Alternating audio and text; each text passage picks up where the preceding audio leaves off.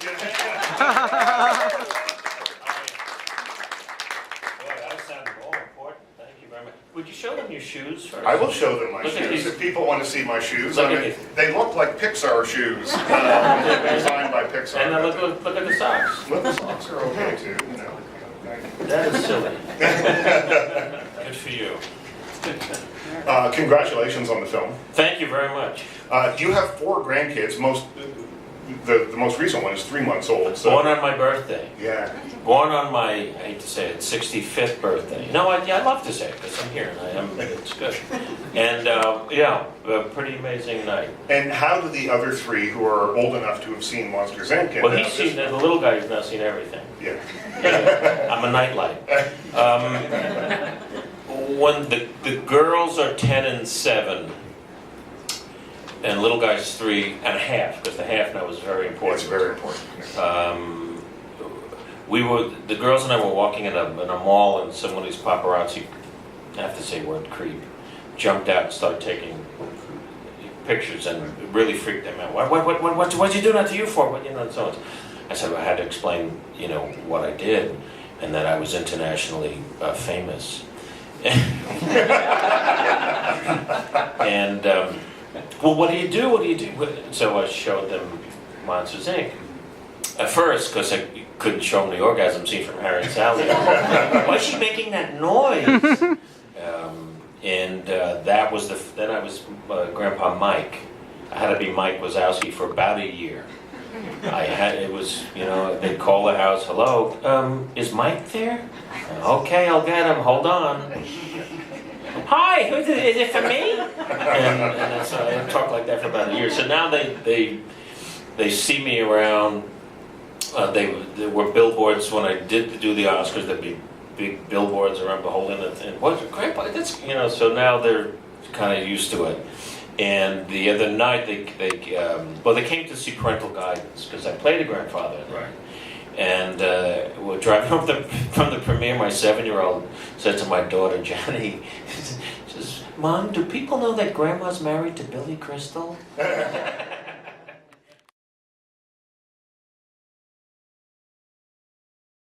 ever played in anything because I don't know what it is about him. Well, I do know. I love his personality. I love that he stands up for himself. I love that he's forever positive. I love when something gets in his way, he either goes over it, around it, or through it, and somehow comes out the other side. And I mean, every picture he takes, it's just the top of his head. Everybody thinks, I'm a college. He doesn't even see that he's not in it. And in the first movie, he was on the cover of a magazine and he wasn't there. And I love that he's positive. I love that he's a leader of monsters. I love that he has a great sense of humor, and I love that he stands up for himself. And I love that he's cranky too. I think that's great. I'm going to turn it over to you guys.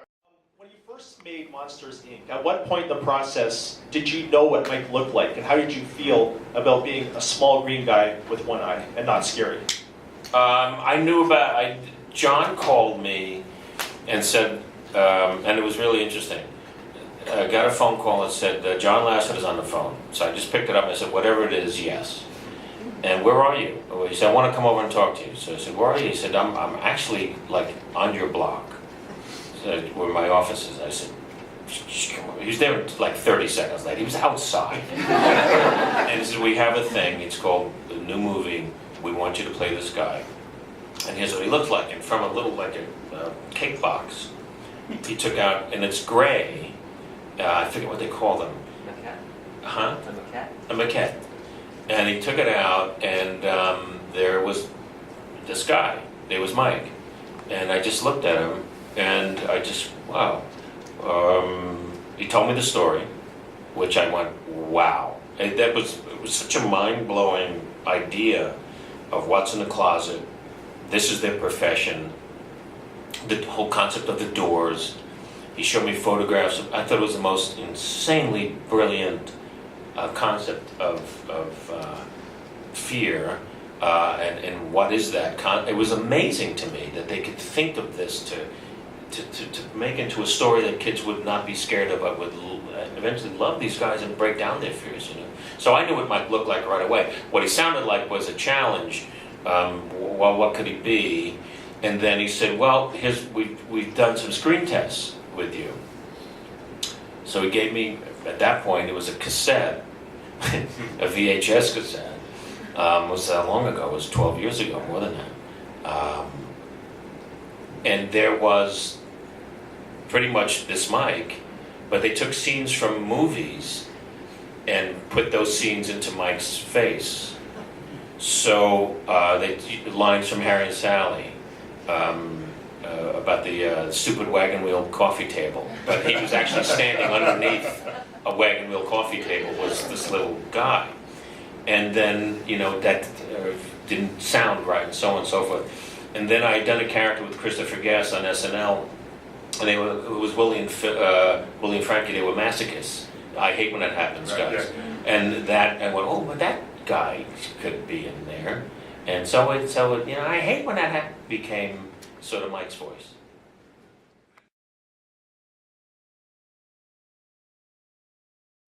Next question, please. Every single day, Mocha literally scares me on the morning show, in my office, whatever. He could have been a graduate from Monsters University. So I get scared every single day. So I need to know if it's a sound or something, what scares you? Have you ever been scared, and what scares you? I think, well, oh boy, this could get dark. But the dark still scares me. But it's not just the dark of a room, it's the dark of the dark. Do you know what I'm saying? I think so. Yeah. Well, if you're Jewish, you definitely know what I'm saying. No, I think it's the unknown. It's time scares me. You know, having enough time to do all the things in my life, forgetting my business that I want to do and accomplish, especially now with these little ones, to get to know them and get as far as I'm going to get with them. And we never know for, you know, how long we're going to get, you know. So that fear is a really great motivator, though. I remember the 2,000-Year-Old Man album, which was always sort of my Bible. Others can quote, you know, Proust or Mark Twain or somebody else that was a humorist and a visionary. But to me, the 2,000-Year-Old Man said, Carl asked Mel, oh, how did you get around? What was, you know, what was the modus of transportation? He goes, fear. Basically fear. A lion would roar and you'd run a mile in a minute. You know, and then the first songs came out of fear. A lion is eating my foot up. Oh, somebody call a cop. And to me, that's always, you know, is either to have enough time to do what you want to do and defy the odds, and to me that's okay. So those things can be scary. You can't let any kind of fear overwhelm you.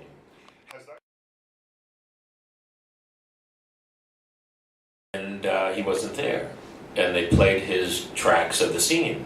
So I went, this is not good, because I can't go off and, if a thought occurs to me to improvise something, he's already locked into the dialogue and the tone of how he's going to play the scene, so I'm just sort of reacting to him, so it's not going to be natural.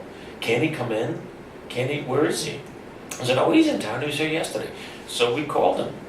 And I said, do you want to work together? He said, are you kidding? I'll be there in this. And he came over and we started working together.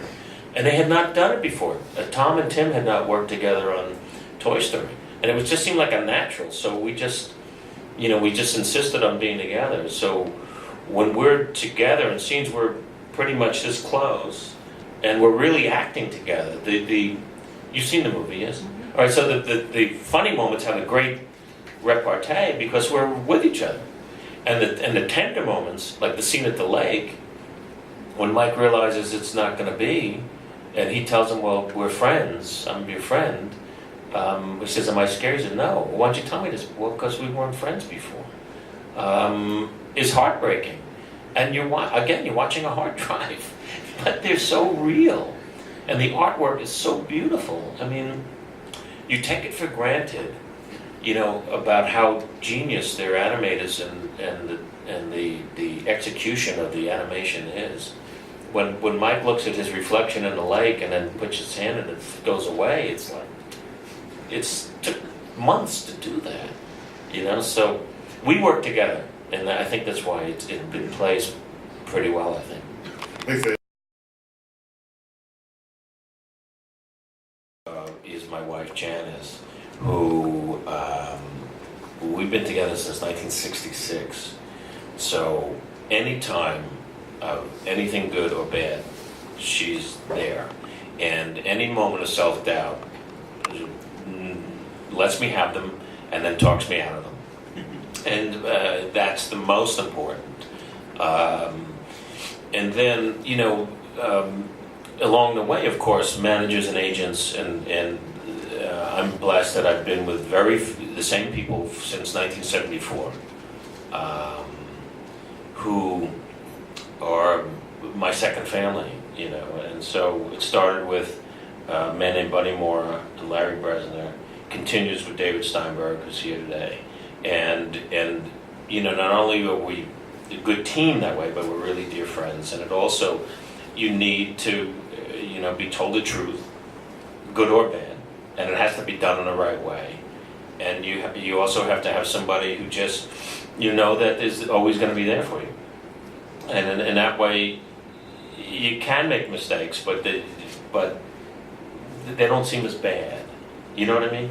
So and also along the way, my audiences, very comforting always to know that somebody wants to see you. And when we opened on Broadway with 700 Sundays originally, we became, I'm not saying this is to blow smoke, but we became the highest grossing non-musical in Broadway history for this little one-man show. And think of all the plays that have been on, and so that was unbelievably comforting and supportive, that people wanted to see me and see this story about a family. That's always great, is to know that they're out there, because I can keep putting this stuff out, but if no one's going to see it, what's the point? So as far as people supporting you and being around you, I also have to say my audiences, for sure.